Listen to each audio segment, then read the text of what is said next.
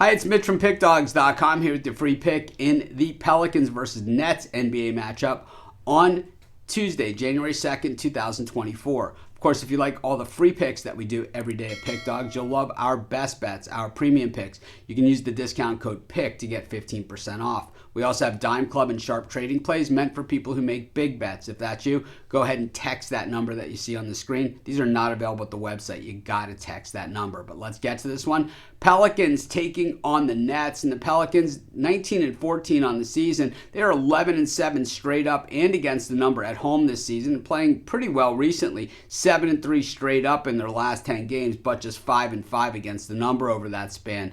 Meanwhile, the Nets, we saw them play really strong to start the season, but as we've moved into the second third of the season, they have really struggled, just 2-8 straight up in their last 10 games and 1-9 against the number. So while the Nets, they played well early, lately the struggles that they've had really just shows that they have a lack of depth, and I think that's what it really all comes down to. These teams have not met this season. In fact, it's been a very long time since they did meet. But in all the recent meetings, the Nets have pretty much dominated this series. So can they keep their dominance over this Pelicans team, which is simply just a different Pelicans team? When we look at the Nets, and we look at the struggles that they've had, they've played against one of the tougher stretches of scheduling that you could possibly play. The Thunder, then they lost to the Wizards, and that's kind of the outlier game, losing to the Bucks, and then beating the Pistons twice, losing to the Nuggets, the Knicks, the Jazz, at Utah, which is no easy game, and then losing at Denver against the defending champion Nuggets. So when we look at the Nets and their struggles, it's all been against very, very good teams, but they're not getting a lot of relief here.